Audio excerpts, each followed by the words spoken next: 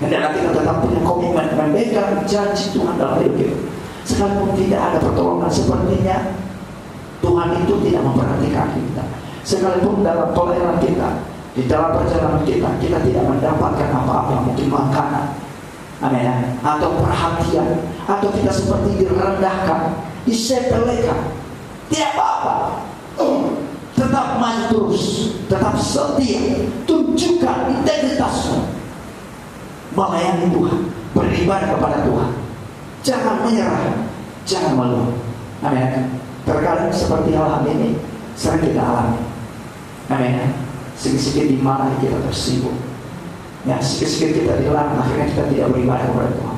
Sedikit-sedikit ada masalah, kita tidak berdoa. Sedikit-sedikit ada masalah, kita tidak baca firman Tuhan.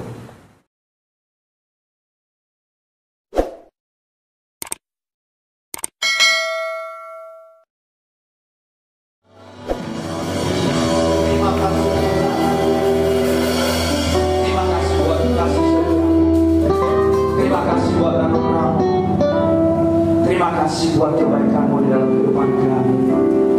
Malam hari ini Tuhan, sungguh kami bersyukur kepada-Mu. Sungguh kami memuji memuliakan Nama. Kiranya Tuhan Engkau suci dan kudus kami dengan kuasa Tuhan. Kami tanggalkan semua beban kami. Kami tanggalkan semua ketidakfokusan kami. Kami tanggalkan semua kenajisan kami. Dan kami fokuskan hati kami, pikiran kami, menyembah Tuhan, memuji Tuhan, menerangkan Tuhan pada malam hari ini. Tuhan, berbicaralah kepada kami lewat firman-Mu malam hari ini. Kiranya kuasa kudus memenuhi dan menyertai kami, mengajarkan, memberikan, mengurapi kami. Terima kasih Tuhan. Terima kasih. Kalau ada yang sakit dan bersyukur, kalau ada yang lemah kau kuat, Tuhan, kalau ada kesalahan kami yang mengganjal, yang membuat Engkau membuang kami, ampuni kami pada malam hari. Malam hari ini Tuhan, kasih bantu kami. Kami bersama kepada Tuhan. Kami memandang hadirat-Mu kuasa, memandu dan menyertai kami. Berkati ibadah ini, kami mau baca merenung firman. Berikan kami, pimpin kami dengan Roh Kudus, urapi kami Tuhan, sehingga kami bisa mengerti Tuhan kebenaran firman. Tuhan, hamba-Mu menyampaikan firman. Hamba-Mu tidak tahu apa-apa. Hamba-Mu hanya berserah penuh kepada-Mu. Hamba-Mu hanyalah alatnya. Tetapi sesungguhnya Tuhan akan berbicara kepada kami di malam hari ini lewat firman. Terima kasih Tuhan, berbicara kepada kami oleh kuasa Kudus-Mu, oleh firman-Mu. Hanya di dalam nama Tuhan Yesus kami dalam berdoa bersyukur. Haleluya. Saya berikan firman Tuhan. Sama-sama kita katakan amin.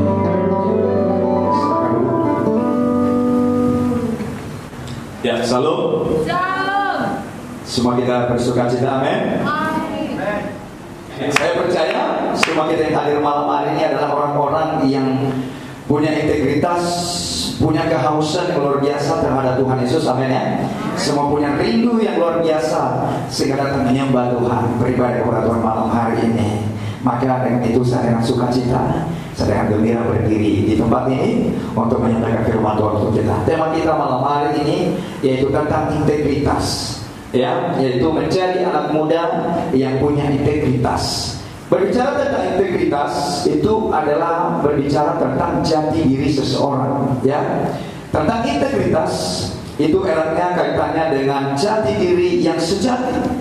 Seluruh aspek kehidupan, baik yang internal maupun yang eksternal, ya, berjalan dengan harmonis tanpa kepalsuan atau kemunafikan. Jadi itulah yang namanya berbicara tentang integritas.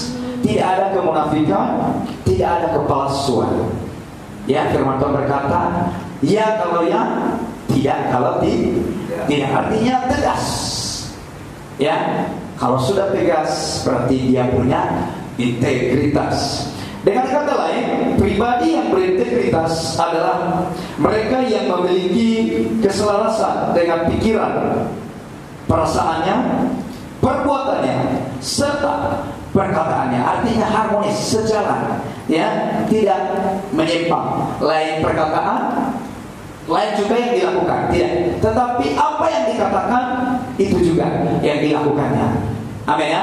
Jadi itulah orang-orang atau anak muda atau anak Tuhan yang punya integritas. Jadi dia selaras, harmonis perbuatannya dengan ucapannya.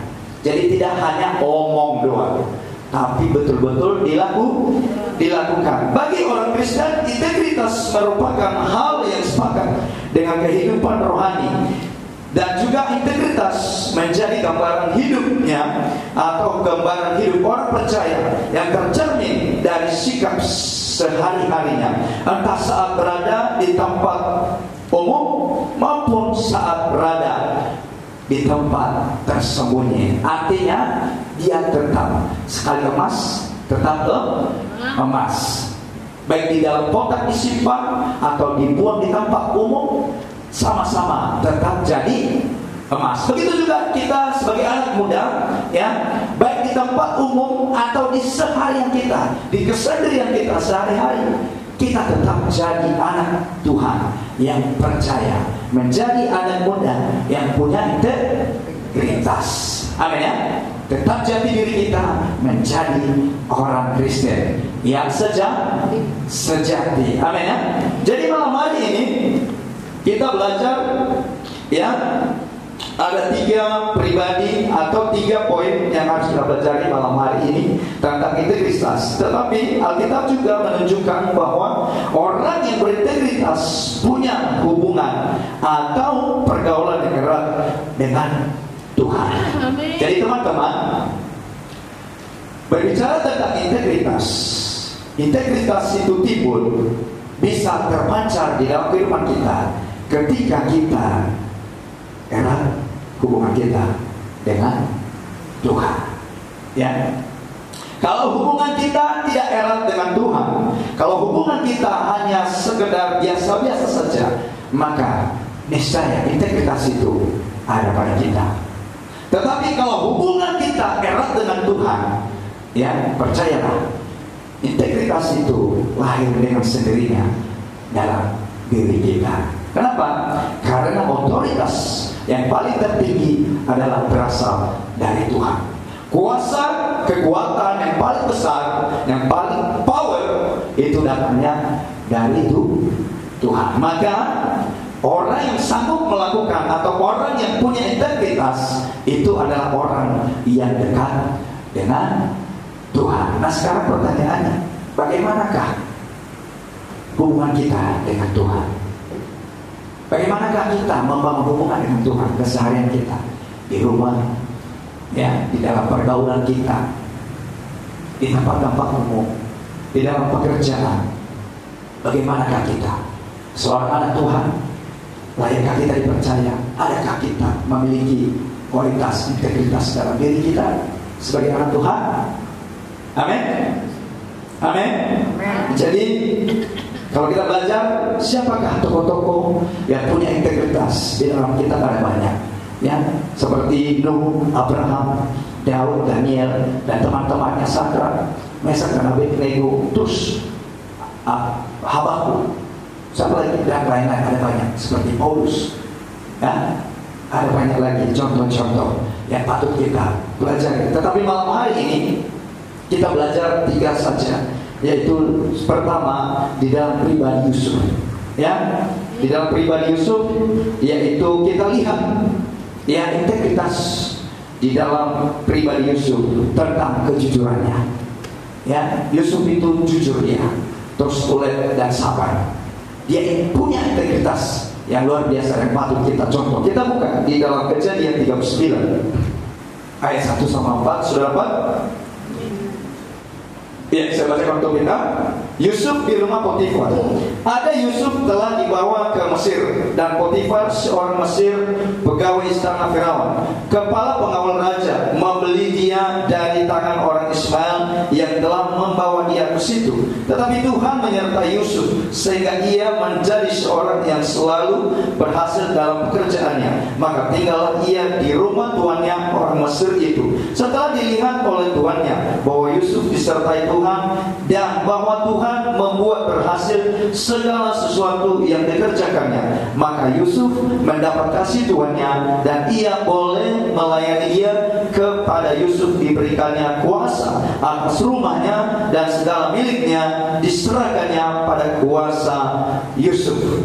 Jadi kalau kita pelajari nanti saat ayat 1 sampai pada ayat 23 ini kisah Yusuf, bagaimana dia punya integritas sebagai anak Tuhan. Tetapi di ayat pertama, ketika dia punya kejujuran, amin ya, ketika dia membangun hubungannya dengan Tuhan, dia pegang janji Tuhan, dia takut akan Tuhan, sehingga dia punya kesempatan ya dipercayakan oleh Tuhan. Tetapi kalau kita lihat latar belakang kehidupan Yusuf, betapa menderitanya dia, ya, dibuang dari keluarga, ditolak oleh saudara-saudaranya, amin ya, dibuang di lubang sumur, terus dijual lagi, sampai dia ke rumah Potifar. Dan ketika dia sampai ke rumah Potifar, keadaannya sebagai budak. Tetapi ternyata seorang budak punya kesempatan untuk memiliki kepercayaan. Sehingga seluruh isi rumah Potifar dipercayakan di dalam tangan siapa? Yusuf. Kenapa? Karena dia punya satu, yaitu integritas. Integritasnya yaitu tentang, pertama, tentang kejujuran. Amin ya. Tuhan lihat hatinya, Tuhan lihat kejujurannya, sehingga Tuhan menggerakkan hati Potifar, sehingga seluruh isi rumahnya terkecuali istrinya, dia serahkan kuasanya kepada Yusuf untuk diurus, untuk dikerjakan, untuk dirawat. Amin ya. Sehingga semuanya ketika Potifar melihat pekerjaan Yusuf itu diberkati Tuhan, berhasil, maka akhirnya kuasa diberikan kepadanya. Kenapa kuasa atau kepercayaan itu diberikan kepada Yusuf? Karena dia satu, jujur. Amin. Jujur. Jadi ciri khas anak Tuhan yang punya integritas, dasarnya adalah sikap karakternya jujur. Kemana saja orang jujur itu pasti hidupnya istimewa. Amin. Jadi teman-teman, malam hari ini kita yang tahu diri kita sendiri. Apakah kita jujur? Amin. Kepada diri kita sendiri, kepada keluarga kita sendiri, kepada pelayanan kita sendiri, kepada pekerjaan kita sendiri. Amin. Apakah kita jujur? Apakah kita punya integritas? Dan yang kedua, apa yang Tuhan senang dalam pribadi Yusuf, sehingga dia berikan kuasa kepada Yusuf untuk mendapat kepercayaan di rumah Potifar. Yang kedua, di ayat 9, kita baca ayat 9 bersama. Bahkan di rumah ini ia tidak lebih besar kuasanya daripadaku, dan tiada yang tidak diserahkannya kepadaku selain daripada engkau, sebab engkau istrinya. Bagaimanakah mungkin aku melakukan kejahatan yang besar ini dan berbuat dosa terhadap Allah? Amin. Di ayat 10 berkata, walau dari sehari ke sehari perempuan itu memujuk Yusuf, Yusuf tidak mendengarkan bujukannya itu untuk tidur di sisinya dan bersetubuh dengan dia. Integritas Yusuf di sini yang kedua adalah tentang menolak dosa, yaitu buah roh ke-9, penguasaan diri, tegas menolak dosa. Teman-teman, kita anak muda, ya, kalau kita tidak erat dengan Tuhan, pasti kita akan jatuh. Ya, kenapa? Karena penting penguasaan diri. Jadi agar integritas itu ada pada kita, maka kita harus membangun hubungan kita dengan erat dengan Tuhan. Kalau persekutuan Yusuf tidak kuat dengan Tuhan, saya percaya dia akan tergoda dengan godaan istri Potifar. Amin. Tetapi Alkitab mencatat bahwa hari ke hari istri Potifar itu menggoda Yusuf, tapi dia tidak tergoda.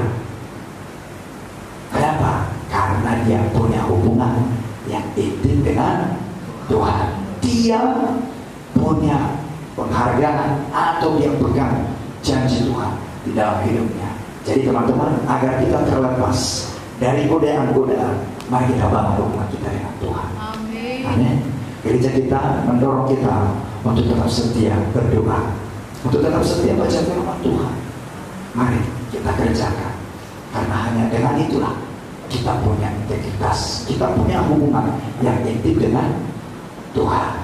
Jadi mulai malam hari ini kita perbaiki hubungan kita dengan Tuhan, karena hanya Tuhanlah yang memberikan kita kuasa untuk melewati semuanya, untuk mengerjakan semuanya sesuai dengan firman-Nya, sampai kita punya integritas. Yang percaya katakan amin. Ya. Jadi ada dua poin yang perlu kita pelajari dari kehidupan Yusuf di dalam integritasnya. Yang pertama, dia jujur, dan yang kedua, dia punya ketegasan menolak perbuatan dosa. Jadi teman-teman jangan suka tergoda, apalagi kita laki-laki, apalagi juga teman-teman perempuan. Ya, jangan suka tergoda. Untuk menjadi seorang pemuda yang punya integritas, kita harus punya satu, kejujuran, dan yang kedua, tegas menolak perbuatan dosa. Dan tokoh yang kedua yaitu tentang Daniel, ya, dan teman-temannya. Siapa teman-teman Daniel? Sadrak, nggak kompak. Siapa? Iya, Sadrak, Mesak, dan Abednego. Ayo kita buka dulu di dalam Daniel 6 ayat 10 sampai 12. Saya bacakan untuk kita. Sebab itu Raja Darius membuat surat perintah dengan larangan itu, demi didengar Daniel bahwa surat perintah itu telah dibuat, yaitu pergilah ia ke rumahnya. Dalam kamar atasnya ada tikap-tikap yang terbuka ke arah Yerusalem. 3 kali sehari ia berlutut, berdoa serta memuji Allahnya seperti yang biasa dilakukannya. Lalu orang-orang itu bergegas-gegas masuk dan mendapati Daniel sedang berdoa dan memohon kepada Allahnya. Ini yaitu yang kita pelajari di dalam kehidupan Daniel, dan nanti juga teman-temannya Sadrak, Mesak, dan Abednego, yaitu tentang integritasnya, yaitu berbicara tentang komitmen. Mereka komitmen pada pendiriannya sebagai orang Kristen, sebagai orang percaya. Jadi integritas mereka itu punya komitmen. Di dalam komitmen terdapat kesetiaan. Kesetiaan Daniel yaitu dia kebiasaannya beribadah kepada Tuhan berapa kali? 3 kali sehari. Jadi di dalam kesetiaannya, komitmennya beribadah kepada Tuhan, sehingga dia dianugerahkan kepercayaan, yaitu pejabat tertinggi di dalam kerajaan siapa? Media Persia. Jadi dia mendapat kedudukan tertinggi. Di dalam kedudukan tertinggi itu, maka dia mendapat fitnah. Tetapi dalam pendapatan fitnah itu, dia tidak goyah. Dia tetap memiliki integritas, tetap berkomitmen, tetap percaya kepada Tuhan. Kita balik di dalam Daniel 3 ayat 16 sampai 18. Sudah paham ya? Daniel 3 ayat 16 sampai 18. Lalu Sadrak, Mesak, dan Abednego menjawab Raja Nebukadnezar, tidak ada gunanya kami memberi jawab kepada Tuanku dalam hal ini. Jika Allah kami yang kami puja sanggup melepaskan kami, maka ia akan melepaskan kami dari perapian dan menyala-nyala itu, dan dari dalam tanganmu ya Raja. Tetapi seandainya tidak, hendaklah Tuanku mengetahui ya Raja, bahwa kami tidak akan memuja dewa Tuanku, dan tidak akan menyembah patung emas yang Tuanku dirikan itu. Amin. Jadi di sini integritas yang kedua yang kita lihat di dalam kisah Daniel bersama teman-temannya, yaitu yang kedua tentang setia beribadah kepada Tuhan dan tidak menyembah berhala. Artinya mereka tetap punya komitmen, punya integritas, tetap beribadah kepada Tuhan. Nah, hari-hari ini teman-teman, pada zaman Persia, di zaman Daniel, di zaman teman-temannya, yaitu mereka diperhadapkan dengan penyembahan berhala, yaitu menyembah patung. Nah sekarang kan di lingkungan kita saat ini, kita tidak diperhadapkan dengan menyembah patung. Tetapi apa yang diperhadapkan kepada kita saat ini? Untuk tetap berkomitmen, tetap setia beribadah, datang setiap hari Sabtu kepada Tuhan. Apa? Bisa kita diajak jalan-jalan, amin. Bisa dengan pacar, apalagi bisa dengan HP, ya ada banyak. Jadi tidak hanya terfokus kepada patung, tetapi juga waktu-waktu atau pribadi-pribadi yang lain. Bisa jadi orang tua kita, bisa jadi sahabat kita, bisa jadi kita di perjalanan terjebak macet, apalagi membangun hubungan kita dengan Tuhan, yaitu berdoa, baca firman. Ya, sering kita abaikan. Tetapi di sini Daniel dan teman-teman punya komitmen. Bahkan mereka berkata, tetapi seandainya tidak, hendaklah Tuanku mengetahui, ya Raja, bahwa kami tidak akan memuja dewa Tuanku dan tidak akan menyembah patung emas yang Tuanku dirikan itu. Ayat 19 berkata, maka meluaplah kegeraman Nebukadnezar, air mukanya berubah terhadap Sadrak, Mesak dan Abednego. Lalu diperintahkannya supaya perapian itu dibuat 7 kali lebih panas dari yang biasanya. Tetapi teman-teman Daniel, mereka tidak gentar, mereka tidak takut, sekalipun mereka dilemparkan ke dalam perapian yang luar biasa. Tetapi pada hasilnya kita lihat di ayat 28 sampai 30 berkatalah Nebukadnezar, terpujilah Allah Sadrak, Mesak dan Abednego. Ia telah mengutus malaikatnya dan melepaskan hamba-hambanya yang telah menaruh percaya kepadanya dan melanggar titah raja, dan yang menyerahkan tubuh mereka karena mereka tidak mau memuja dan menyembah Allah manapun kecuali Allah mereka. Sebab itu aku mengeluarkan perintah bahwa setiap orang dari bangsa, suku bangsa atau bahasa manapun ia yang mengucapkan penghinaan terhadap Allahnya Sadrak, Mesak dan Abednego akan dipenggal-penggal dan rumahnya akan dirobohkan menjadi timbunan puing, karena tidak ada Allah lain yang dapat melepaskan secara demikian itu. Lalu raja memberikan kedudukan tinggi kepada Sadrak, Mesak dan Abednego di wilayah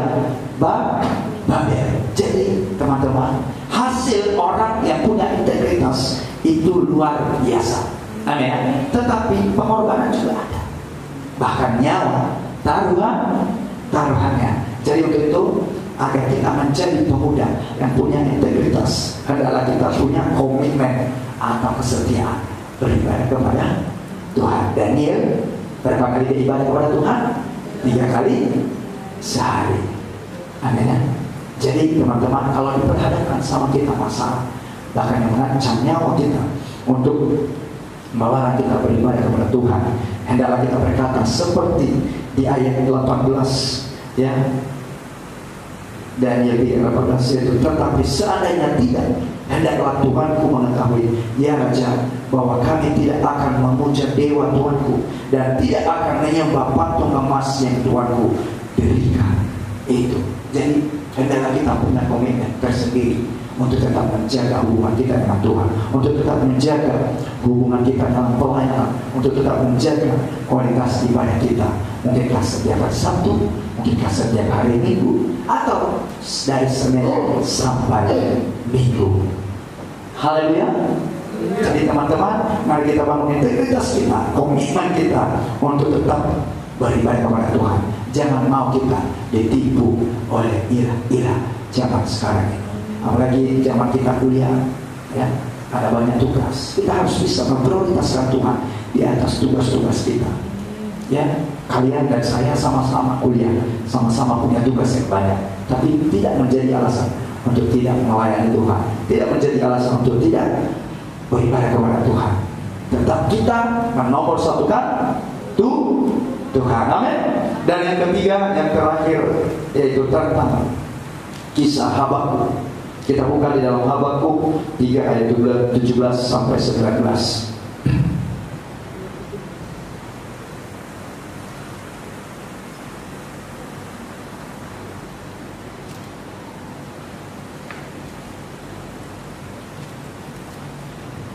Sudah dapat amin?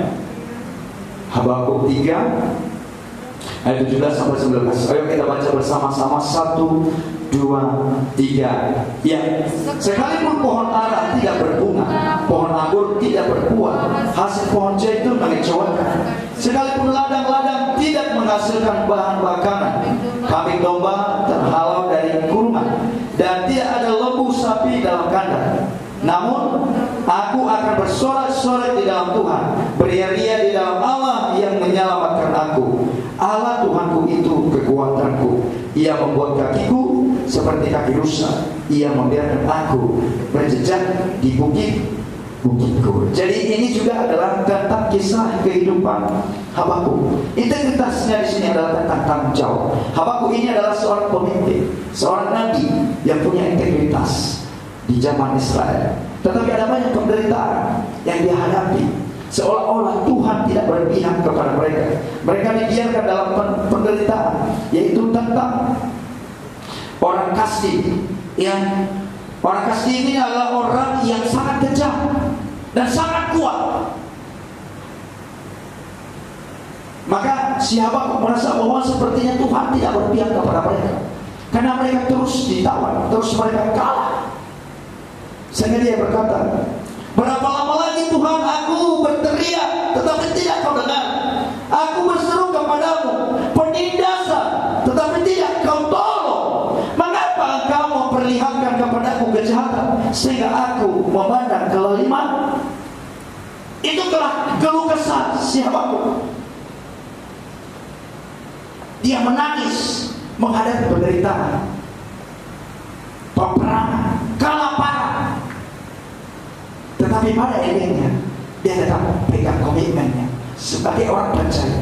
Dia bilang, sekalipun pohon ara tidak berbunga, pohon anggur tidak berbuah, hasil pohon zaitun mengecewakan, sekalipun ladang-ladang tidak menghasilkan bahan makanan, kambing domba terhalau dari kurungan, dan tidak ada lembu sapi dalam kandang, namun aku akan bersorak-sorak di dalam Tuhan, beria-ria di dalam Allah yang menyelamatkan aku.